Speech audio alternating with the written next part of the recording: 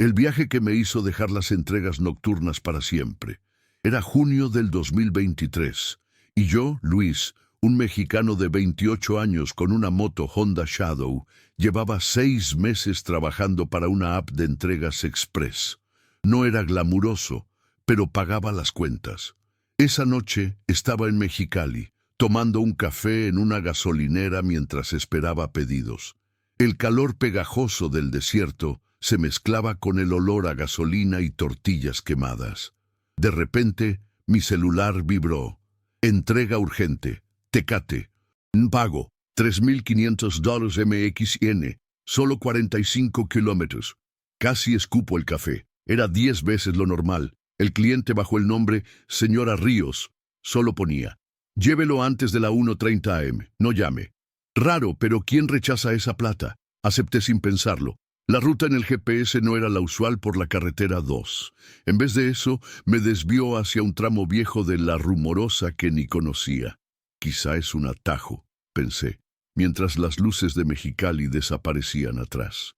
Pero a los 20 minutos, el asfalto se volvió una brecha angosta, llena de grietas como venas secas. No había señal, ni postes de luz, solo el faro de mi moto cortando la oscuridad. El viento silbaba entre los cactus y el GPS, en silencio total, empezó a mostrar las instrucciones en letras rojas como advertencias de sangre. Siga 5 kilómetros más, decía. Y yo, con un nudo en el estómago, seguí adelante. A los 10 minutos, la temperatura bajó de golpe, como si hubiera entrado a un cuarto con aire acondicionado a todo lo que da. Pero estaba en medio del desierto, de noche. Mis manos empezaron a entumecerse sobre el manubrio y el viento ya no silbaba. Se oía como susurros, pedazos de conversaciones que no lograba entender, como si alguien soplara justo detrás de mi casco. «No mames», me dije, tratando de reírme solo, pero hasta mi risa sonó falsa, ahogada por ese silencio espeso. Miré el GPS otra vez. Ahora decía: quedan 2 kilómetros en rojo brillante, como si estuviera sangrando en la pantalla. No había opción de cancelar, ni de ver detalles del pedido. Solo avanzar. De pronto, la moto empezó a fallar. El motor tosía, como si algo estuviera jalando la gasolina de tanque. Las luces parpadearon y por un segundo vi figuras altas y delgadas paradas entre los matorrales. No eran cactus. Eran siluetas humanoides, inmóviles, con brazos demasiado largos. «¡Pinches alucines!», me grité, cerrando los ojos un segundo. Cuando los abrí no había nada. Pero el GPS ahora mostraba algo nuevo: entregue a la señora. El mapa terminaba en un acantilado, marcado con una X roja. Mis dedos temblaban. ¿Era una broma? ¿Un error? Pero el pago seguía ahí, pendiente, y algo en mi cabeza susurraba: solo termínalo. Decidí bajar la velocidad hasta casi detenerme, pero el GPS empezó a pitar de forma intermitente, como si me urgiera a apurarme. Las sombras a los lados del camino parecían moverse al ritmo de mis faros como si bailaran. «Chale, esto ya no está normal», pensé, pero algo me impedía dar la vuelta. Era como si mis manos se negaran a girar el manubrio, como si la moto ya no me perteneciera. El camino se inclinaba cada vez más hacia arriba y el aire olía a tierra mojada, aunque no había llovido en meses. De repente, una voz femenina salió del GPS, pero no era la robótica de siempre. Era real, susurrante y quebrada. «No te detengas, hijo. Casi llegamos». Se me erizó la piel. ¿Quién diablos era la señora? Llegué a la X en el mapa. Un pequeño desfiladero de tierra con un barranco a unos metros. No había casa, ni poste, ni nadie. Solo mi moto tosiendo y esa voz en el GPS que ahora repetía: «Bájate, entrega el paquete». Miré hacia atrás, pero el camino por el que había venido ya no estaba. En su lugar, solo un muro de neblina espesa, como si el desierto se hubiera tragado la ruta. Respiré hondo y con manos temblorosas abrí el compartimiento donde llevaba el paquete. Era una caja pequeña, negra, sin dirección ni logotipos, y caliente al tacto. La sostuve como si fuera una bomba, preguntándome qué diablos había aceptado. ¿Y si nunca debí tomarlo? La caja vibraba levemente en mis manos, como si algo dentro intentara escapar. El GPS ahora solo mostraba un mensaje parpadeante: déjela en el suelo y retírese. Pero cada pelo en mi nuca se erizaba gritándome que no lo hiciera. Aún así, con un movimiento brusco, como si algo me controlara el brazo, la dejé caer sobre la tierra polvorienta. En ese instante, el viento se detuvo. Todo quedó en un silencio antinatural, tan denso que podía escuchar mi propio corazón a punto de estallar. La caja se abrió sola, desdoblándose como un origami enfermizo, pero dentro solo había arena, arena negra, que se escurría entre las tablas como si alguien la hubiera horneado bajo el sol del infierno. Entonces escuché el llanto. Era débil al principio, como un gemido de niño perdido, pero en segundos se convirtió en un alarido que me taladró los oídos. Venía del barranco. Mis piernas temblaban, pero la curiosidad fue más fuerte. Di unos pasos hacia el precipicio y ahí lo vi. Una figura pálida, agachada entre las rocas, con un vestido largo y deshilachado. No tenía cara, solo un hueco oscuro donde debería estar su cabeza y unos dedos demasiado largos arañando la tierra. «Gracias por traerlo de vuelta», susurró con voz de garganta rota. La arena negra de la caja comenzó a moverse sola, arrastrándose hacia ella como serpientes. Fue cuando entendí: nunca hubo un paquete que entregar. Yo era el mensajero de algo que quería volver a casa. Grité como nunca en mi vida. Di media vuelta y corrí hacia la moto, pero las llantas estaban hundidas en la arena negra, que ahora subía por los neumáticos como una marea viva. El motor ni siquiera intentó arrancar, solo un gemido metálico, como si algo lo estuviera estrangular desde dentro. La figura del barranco se erguía ahora, crujiendo como huesos secos, y el GPS explotó en un chorus de voces superpuestas: «Quédate, quédate, quédate». Saqué mi celular para grabar. Instinto de pendejo, lo sé, pero la pantalla mostraba solo estática, y una mano que lentamente empezaba a salir del auricular. Fue el olor lo que me salvó. Un putrefacto hedor a carne podrida que llegó con el viento de repente, tan fuerte que me hizo vomitar. Y en ese segundo de distracción vi las luces. Lejos en la neblina, el débil resplandor de unos faroles. Una camioneta vieja avanzaba por donde había llegado, como si la ruta hubiera reaparecido. No lo pensé. Dejé la moto, la caja, todo, y eché a correr como un loco hacia esas luces, sintiendo que algo me perseguía. No pasos, no alas, solo presión, como si el aire mismo quisiera tragarme. La camioneta frenó de golpe. El vidrio bajó. «¿Te perdiste, muchacho?», dijo un viejo con una gorra de petrolero. Su voz era tan normal, tan humana, que casi lloró. «Súbete. Aquí no es lugar para quedarse de noche». El viejo no preguntó por mi moto, ni por qué diablos estaba ahí. Solo condujo en silencio mientras yo jadeaba, mirando por la ventana trasera esperando ver eso persiguiéndonos. Pero no había nada. Solo el camino polvoriento cerrándose tras nosotros como una herida. «¿Vienes de la rumorosa vieja?», murmuró él mientras encendía un cigarro. Asentí, sin voz. «Ya no existe esa ruta, hijo. Se la llevó el gobierno en los 90, aunque a veces todavía aparece». Me pasó un trago de tequila de una botella sin etiqueta. «Para los que se pierden, o para los que ellos llaman». Nunca encontré mi moto. La app no tenía registro del viaje, ni del pago, ni de la señora Ríos. Dijeron que fue un error del sistema, pero esa noche, en el depósito donde dejaron mis cosas, la gorra del viejo olía a azufre. Y cuando la moví, vi arena negra cayendo de ella, exactamente igual a la de la caja. Ahora trabajo de día, y si mi GPS se desvía aunque sea 1 metro, apago todo y me regreso. Porque a veces, muy tarde en la noche, mi celular sigue recibiendo un mensaje: «Entrega pendiente, 45 km. ¿Aceptas?». Y aunque lo bloqueo, siempre vuelve. porque algo sabe que yo ya conozco el camino. Me usaron de carne de cañón en la Rumorosa y ahora ni siquiera existo según los registros. Era octubre del 2022 y yo, un recién contratado como asistente logístico en Transcargo MX, estaba más emocionado que nervioso cuando me asignaron práctica de campo. Acompañar a un tráiler cargado con electrodomésticos por la carretera de la Rumorosa, en Baja California. El chofer, un tipo seco, apodado El Güero, llevaba 15 años manejando esa ruta y se rió cuando le pregunté por las historias de fantasmas. Aquí lo que mata es el pavimento, morro. Si los frenos fallen, te vas al infierno sin escalas. Lo dijo como broma, pero su mirada no se reía.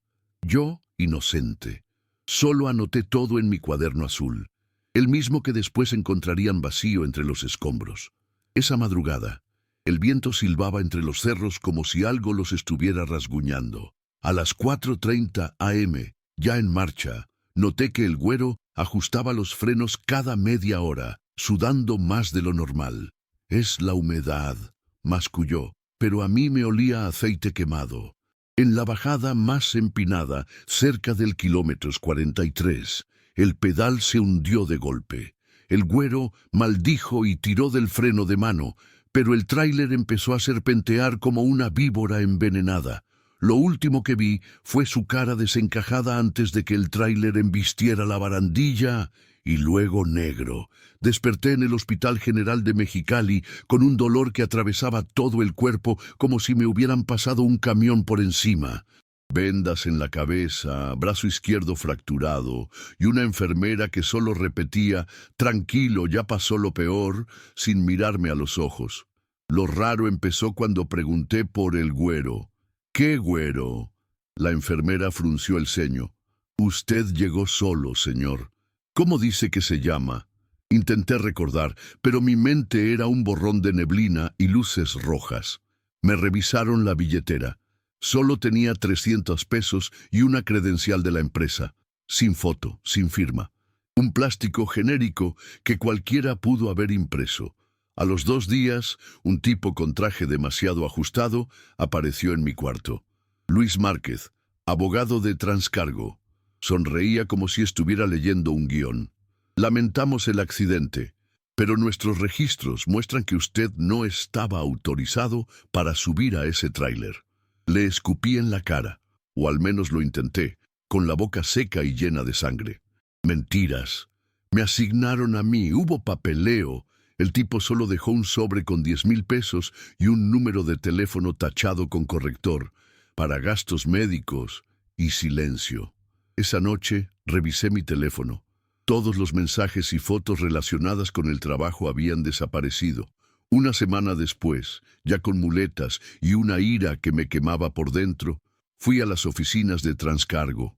El guardia en la entrada me miró como si fuera un fantasma. «Aquí no hay nadie con ese nombre en nómina, compadre». Hasta sacó su celular para mostrarme la lista de empleados activos. Mi nombre no aparecía. «Pero yo trabajaba aquí. Pregúntale a Ramiro, el de Recursos Humanos». El guardia se rió. «Ramiro renunció hace 3 meses. Se fue a Tijuana». Entonces recordé. Ramiro me había contratado en una cafetería, no en la oficina. Nunca pisé el edificio hasta ese día. Decidí ir al depósito donde empezó todo. El lugar era un galpón oxidado en las afueras de Tecate, pero cuando llegué estaba vacío. No un rastro de tráilers, ni de los mecánicos que siempre fumaban fuera. Solo un letrero descolorido. «Se vende. Terreno industrial». Le pregunté al vecino, un viejito que vendía tamales. «Aquí cerraron hace como 1 año y medio, mijo. Se los llevó la policía por algo de contrabando». Me temblaron las manos. «¿Y el accidente en la Rumorosa? ¿El tráiler que se cayó?». El viejo se persignó. «Uy, ahí siempre pasan cosas, pero de eso no supe». No podía quedarme con la duda. Agarré un taxi hasta el kilómetro 43 de la Rumorosa, el lugar donde debían estar los restos del accidente. Pero cuando llegué, no había ni un rasguño en la barandilla. Nada. Solo una capa fresca de pintura negra brillante que olía a recién aplicada. Lo más raro fue el cartel nuevo clavado en el acantilado. Zona restringida. Peligro de derrumbe. Con un candado gigante en la verja. El taxista me vio palidecer. «¿Está bien, jefe? Aquí no para nadie desde hace meses. Dicen que la tierra se traga cosas». Le pagué con los mismos billetes que me dio el abogado, sintiendo cómo el miedo me trepaba por la espalda. Esa noche en el motel revisé internet como un loco. Nada sobre accidentes recientes en La Rumorosa, nada sobre Transcargo MX. Hasta mi perfil de LinkedIn había desaparecido. Entonces encontré un foro oscuro con un hilo titulado «Los desaparecidos del Calómero 43». Un usuario anónimo escribió: «Busquen los trailers que nunca llegaron, los choferes fantasmas, las empresas que nunca existieron». Debajo, una foto borrosa de un tráiler destrozado. Y en primer plano, algo que me heló la sangre. Mi chaqueta azul, la que llevaba el día del accidente, colgada de un cactus, como si alguien la hubiera puesto ahí a propósito. Al día siguiente, volví al acantilado antes del amanecer, decidido a saltar la verja. La neblina mañanera hacía que todo pareciera un sueño podrido. Con cada paso, la tierra crujía de forma rara, como si bajo mis pies hubiera huecos o cosas enterradas. Encontré algo que no había visto antes. Marcas de neumáticos frescas que se perdían justo al borde del precipicio, como si alguien hubiera estado practicando maniobras ahí.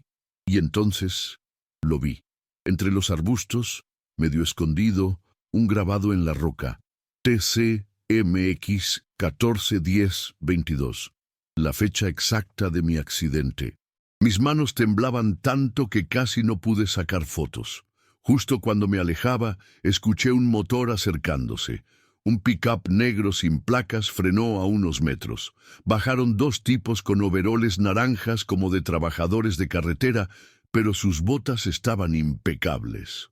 «Señor, esta zona es peligrosa», dijo el más alto, con una sonrisa que no llegaba a los ojos. «Hubo un derrumbe. Podríamos ayudarlo a salir». Alcé mi muleta como arma. «Sé lo que hicieron. Ese tráiler me debió matar». El otro hombre sacó algo del bolsillo, mi cuaderno azul, intacto. «¿Estás seguro de que no se lo imaginó todo?»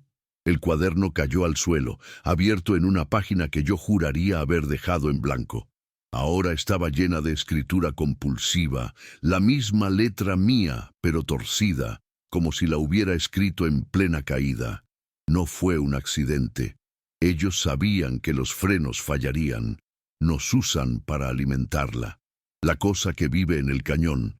Cada cierto tiempo le tiran un tráiler, con alguien adentro. Levanté la vista justo para ver cómo los hombres retrocedían, mirando algo detrás de mí. El aire se espesó con olor a gasolina podrida y algo más, como carne abierta al sol. Sentí el suelo temblar. Las piedras del acantilado comenzaron a desprenderse, pero hacia arriba, como si algo las succionara desde el abismo. Los tipos del pick-up gritaron algo incomprensible y corrieron. Yo intenté seguirlos, pero mis pies se hundieron en la tierra como en arenas movedizas. Entonces lo escuché, un rugido gutural que no era de motor ni de animal, sino de hambre. Justo antes de que el suelo se abriera bajo mis pies, vi las sombras alargarse contra el amanecer, formando siluetas de tráilers suspendidos en el aire, como ofrendas a algo que espera en la oscuridad. El último pensamiento claro que tuve fue: ¿cuántos como yo habrán caído aquí antes? Desperté en la misma cama de hospital, con las mismas fracturas, pero esta vez ni siquiera tenía la credencial falsa. La enfermera me trataba como a un paciente psiquiátrico. Lo encontraron vagando por la carretera, señor Márquez. Llevaba desaparecido 3 días. Ahora, cada octubre, cuando el viento sopla desde La Rumorosa, siento el olor a frenos quemados y oigo radios de CB captar estática con voces que susurran TCMX, TCMX. A veces chequeo las noticias. Siguen reportando tráilers perdidos en esa zona. Pero lo más aterrador son los foros, donde otros como yo preguntan: ¿alguien más sobrevivió al kilómetro 43? Y las cuentas que siempre responden con un solo enlace, un video borroso de un precipicio donde si pausas en el fotograma correcto se ven manos saliendo de la tierra.